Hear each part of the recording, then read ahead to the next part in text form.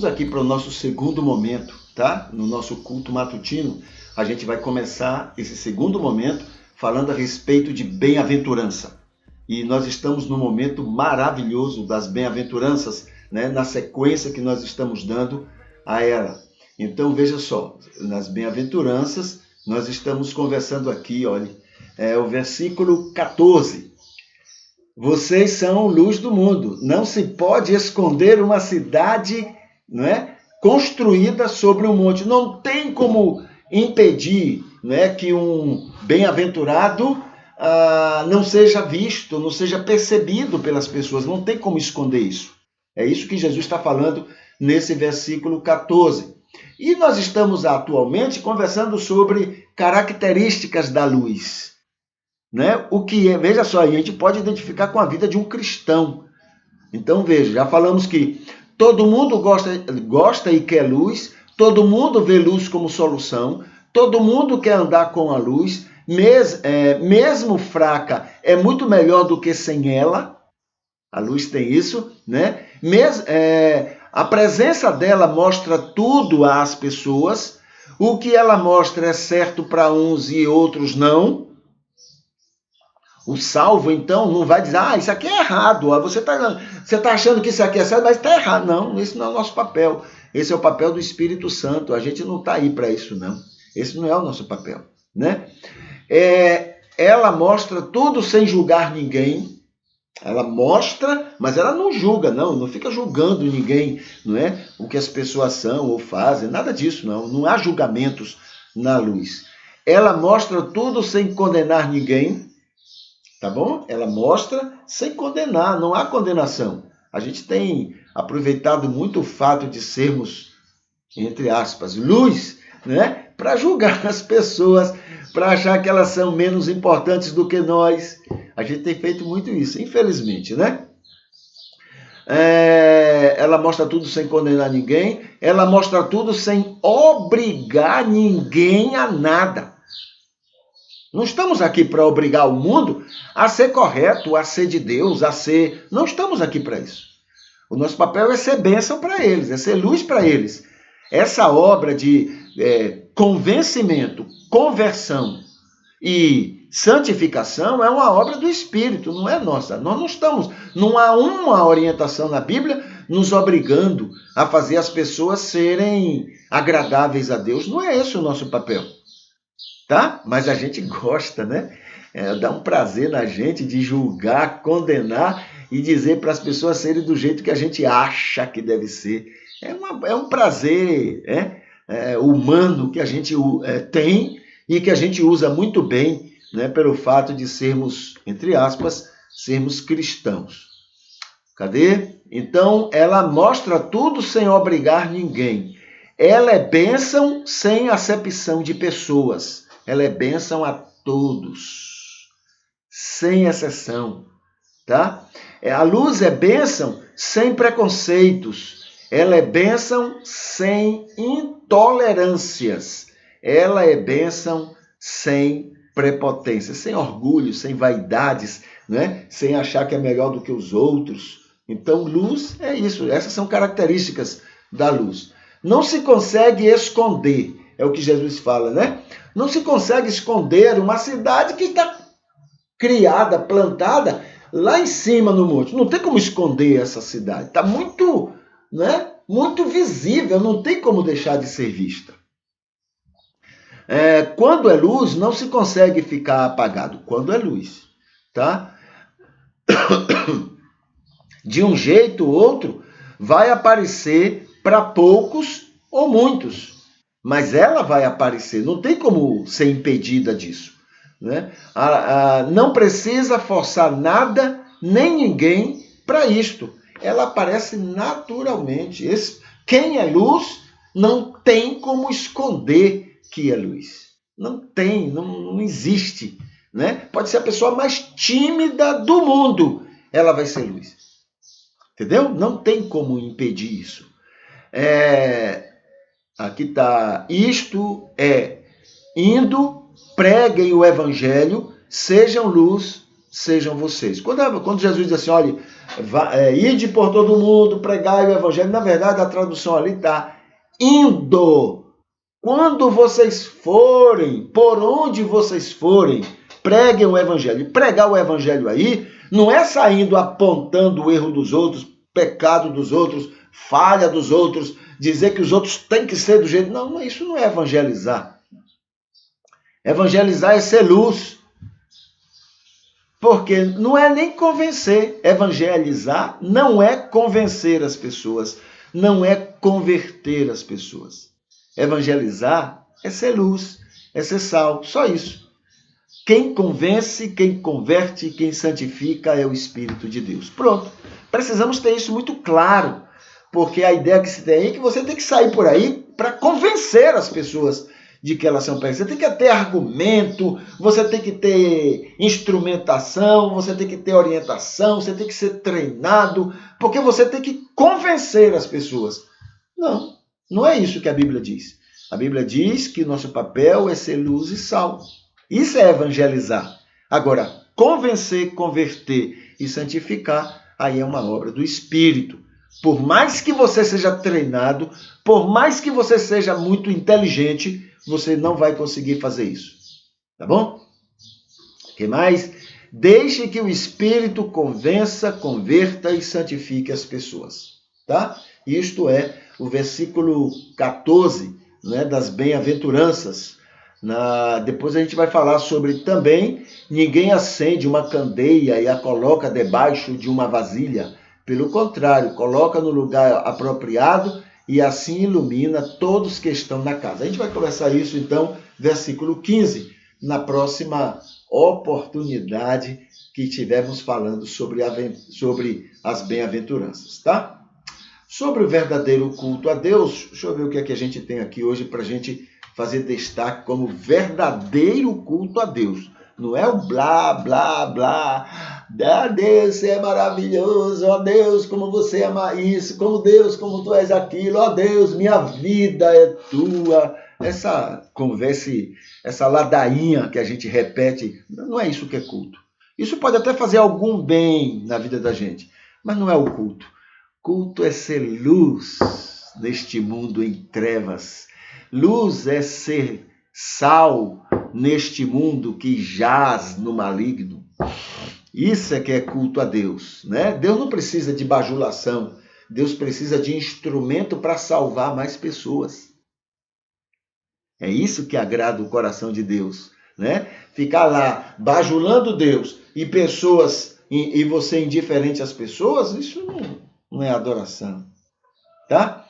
Então, hoje a gente lembra o seguinte, o verdadeiro culto a Deus é ser bênção no trabalho, no lugar que você exerce a sua profissão.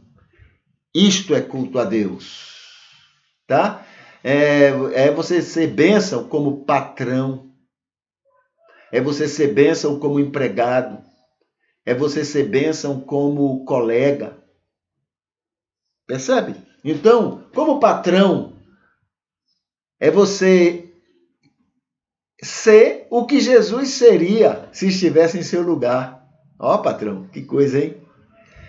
O mercado orienta outra coisa, né? O sistema aí fora ensina outra coisa. O sistema diz, olha, é para tirar do empregado, né? Tira dele, suga dele. Ele tem que trabalhar muito e ganhar pouco. Quanto mais ele trabalhar e mais você tirar dele, melhor para você. É isso que o mercado ensina.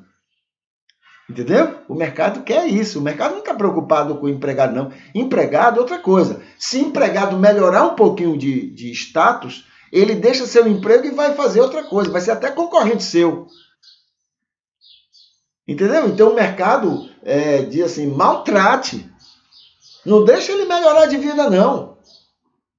Agora, você tem a opção. Atender a Mamon, atender ao mercado ou atender a Jesus. O problema é seu agora, né? Você vai decidir. É melhor ganhar com os erros do mercado ou sair perdendo com os acertos por imitar Jesus?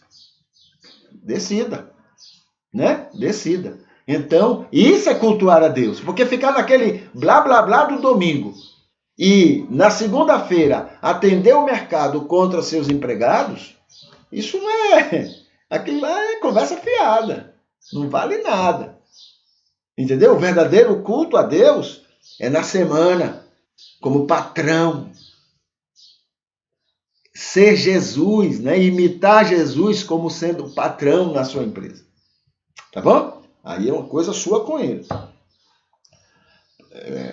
Zaqueu entendeu isso.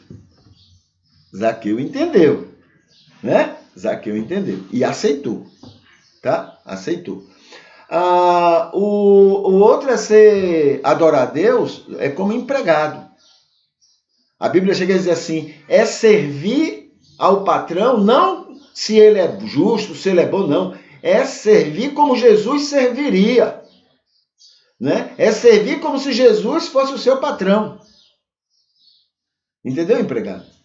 Mas ele me paga mal, ele me maltrata. Não é isso aí, não é problema. Isso aí não é motivo para você ser um mau empregado, não. Isso é motivo mais ainda para você adorar a Deus como um verdadeiro empregado onde você está empregado.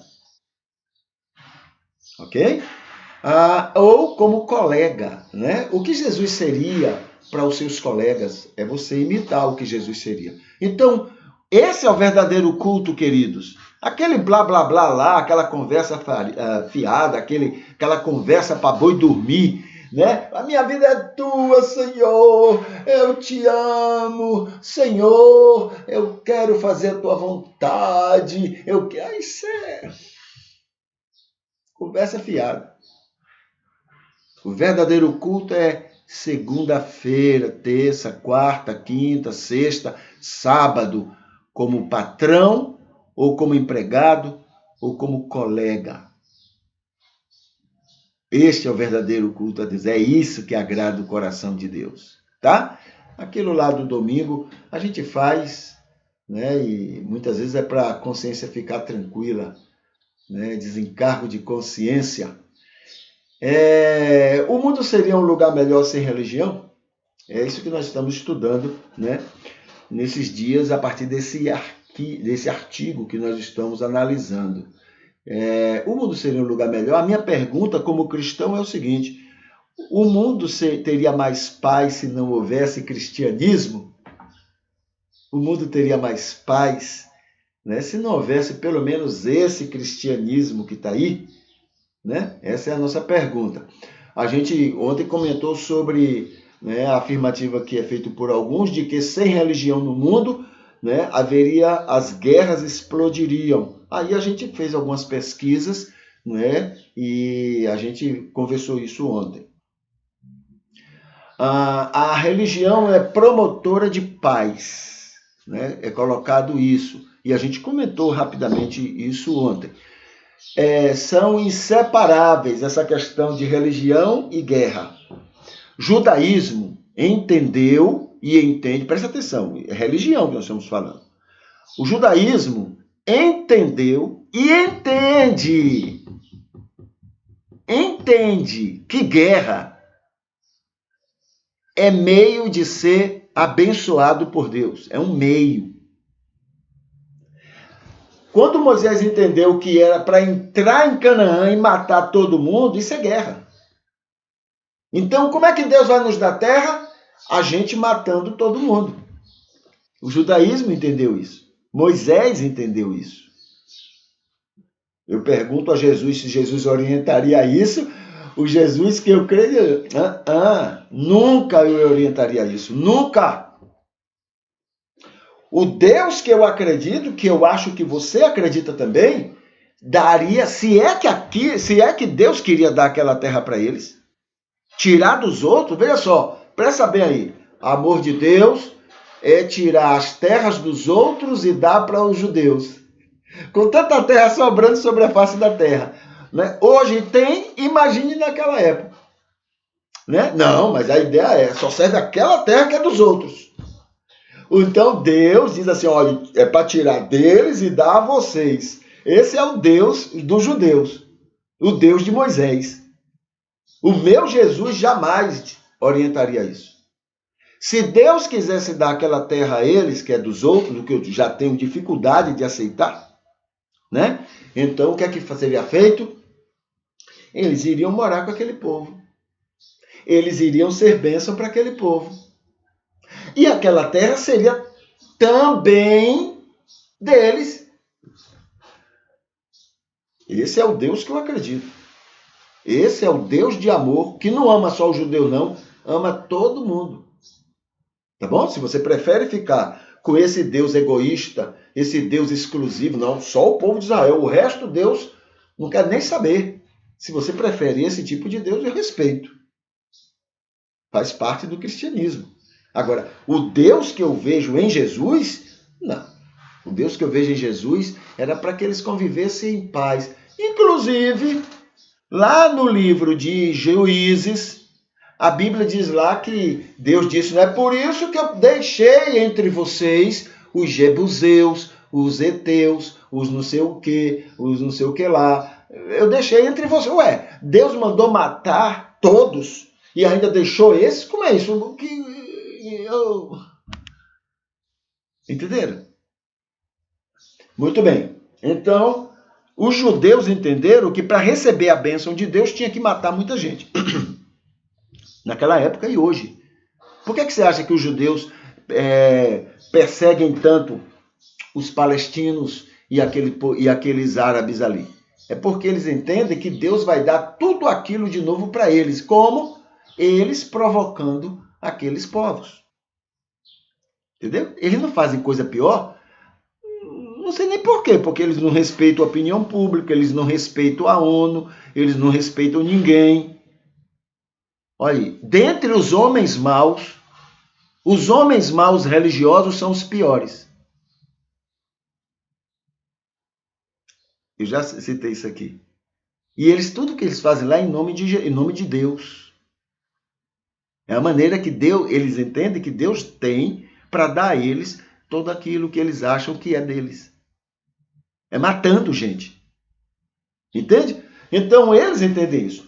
Jeová deu Canaã através da guerra, morte e destruição. Essa era a compreensão e é a compreensão dos judeus até hoje. Eles gastam fortuna juntando armas e comprando a opinião pública a favor dos interesses deles. É por isso que tem tanto judeu espalhado pelo mundo todo, né? Esses que estão fora de Israel estão atuando também favorecendo os interesses deles lá. Tudo em nome de Deus. Dentre os homens maus religiosos são os piores. Lembra? Muito bem.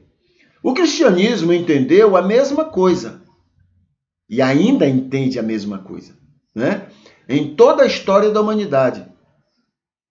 Deus só vai nos abençoar, se a gente fizer guerra e matar muita gente. Era assim. E é assim. É assim. Hoje a gente não está matando. Mas o que a gente puder fazer para esganar pessoas que pensam ou fazem coisas diferentes da gente, a gente está fazendo. Dentro da lei e fora da lei. Porque intolerância é fora da lei. Mas a gente faz. Entende? O islamismo entendeu a mesma coisa. É matando gente que a gente ganha as coisas de Deus. E tem muito muçulmano até hoje que pensa assim. Tá? As religiões mais pacíficas do mundo, não é? Entre as maiores, as mais pacíficas do mundo é o hinduísmo e o budismo. A quem eu tiro o chapéu. O hinduísmo e o budismo, que são, na verdade, né, são da mesma linha, né? Eles têm a mesma história, mas são as religiões mais pacíficas. Se o mundo tivesse só o hinduísmo e o budismo, o mundo seria um mundo com menos guerras.